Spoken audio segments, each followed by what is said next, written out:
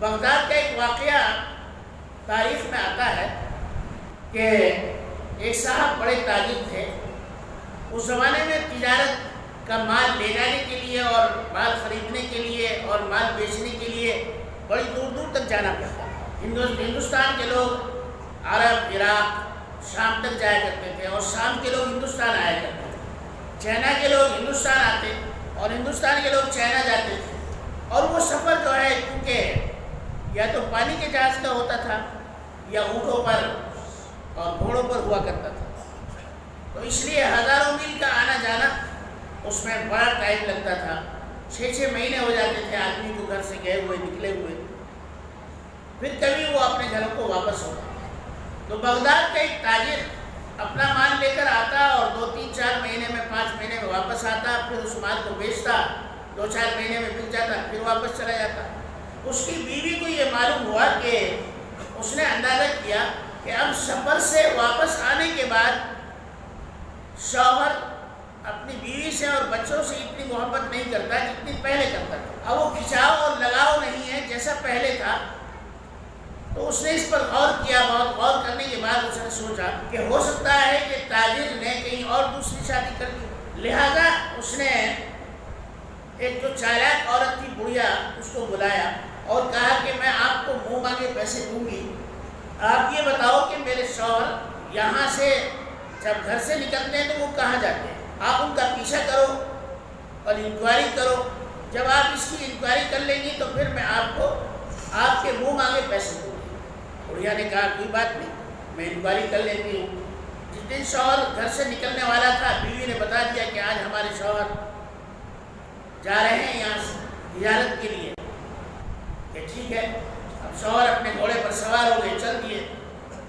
یہ بڑھیا بھی جو ہے اپنے خچر پر سوار ہوئی اور چل دی. 40-50 کلومیٹر پر جانے کے بعد ایک بستی آئی. تاجر صاحب اس بستی میں چلے گئے. اب یہ بڑھیا اس کے پیچھے پیچھے دور فاصلے پر، یہاں تک کہ اس نے وہ گھر دیکھ لیا جس میں تاجر داخل ہوا. بڑھیا کو اندازہ ہو گیا کہ یہ گھر بھی تاجر کا ہے. ایک بیوی وہاں ہے تو دوسری یہاں ہوگی. وہ اپنا ادھر ادھر پھرتی رہی. جب نماز کا وقت ہوا تو تاجر گھر سے نکلے اور نماز کے لیے چلے گئے. اور بڑھیا جو ہے ایک فقیرانہ انداز میں دروازہ کھٹکھٹایا اور اندر آئی اور کہا کہ بیوی جی میں ایک غریب عورت ہوں، مجھے کچھ تھوڑا سا کھانے پینے کو دے دو. تو اس عورت نے ان کو بٹھایا، کھانا وانا کھلایا. تو باتوں باتوں میں پوچھ لیا کہ آپ کے شوہر کیا کرتے ہیں. کہا کہ میرے شوہر تاجر ہیں. کہاں کے رہنے والے ہیں؟ کہ فلاں شہر کے رہنے والے ہیں، بغداد کے رہنے والے ہیں. کتنے دن ہوا تمہاری شادی کو؟ کہ اتنے دن ہوئے ہیں. کتنے بچے ہیں؟ کہا کہ یہاں تو کوئی بچہ نہیں ہے لیکن پہلے والی جو بیوی ہے ان سے بچے ہیں. تو ساری بات معلومات کر لی اور ان کا اپنا کام ہو گیا. یہ چلی جا کر پہلی بیوی کو اطلاع کر دی. اب اس کے بعد بیوی نے کچھ نہیں کہا. آج کے دور میں جب ایسا ہوتا ہے تو لڑائی جھگڑے شروع ہو جاتے ہیں. بیوی چونکہ دیندار تھی، اس نے کہا یہ ان کا حق ہے، انہوں نے شادی کر لی، میرے اخراجات میں تو کوئی کمی نہیں آئی. لہذا معاملہ چلتا رہا. تاجر آتے جاتے رہے. اب 2-4 سال کے بعد شوہر کا انتقال ہو جاتا ہے. تاجر صاحب کا انتقال ہو جاتا ہے کہ اب بیوی جو پہلے والی ہے وہی انتقال ہوا پرانے گھر میں. جب ان کو ان کی تدفین ہو گئی اور ان کا ترکہ جمع کیا گیا، مال جمع کیا گیا. اس زمانے میں بینک تو ہوا کرتے رہے، بینک وغیرہ نہیں ہوتے تھے. جو بھی اپنا ساز و سامان ہوتا تھا، پیسے ہوتے تھے، وہ سب گھر میں رہتے تھے. تو اس بڑی بیوی نے سارا ترکہ جمع کیا اور اس کے 2 حصے کیے.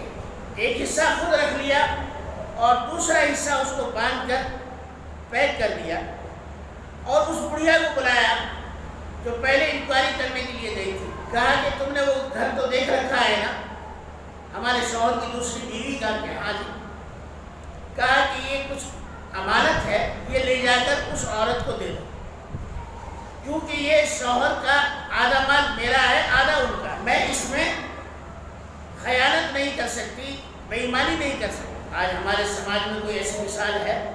کہیں نہیں. اب یہ بڑھیا لے کر سامان کی پوٹلی اس گاؤں میں گئی. بڑھیا کو وہ گھر مل گیا.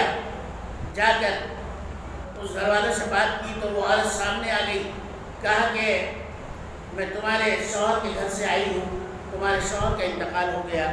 تو اس نے انا للہ پڑھی اور کہا کہ وہ بہت اچھے آدمی تھے۔ بیوی نے کیا کہا اس سے کہ وہ بہت اچھے آدمی تھے۔ اب بڑھیا نے اپنا اصل معاملہ بیان کیا۔ بڑھیا نے کہا کہ دیکھو ماں جی، یہ سامان آپ کی شوکر نے بھیجا ہے، جو پہلی بیوی ہے انہوں نے بھیجا ہے، اور یہ آپ کا مال ہے، آدھا مال انہوں نے رکھ لیا، آدھا آپ کو بھیج دیا۔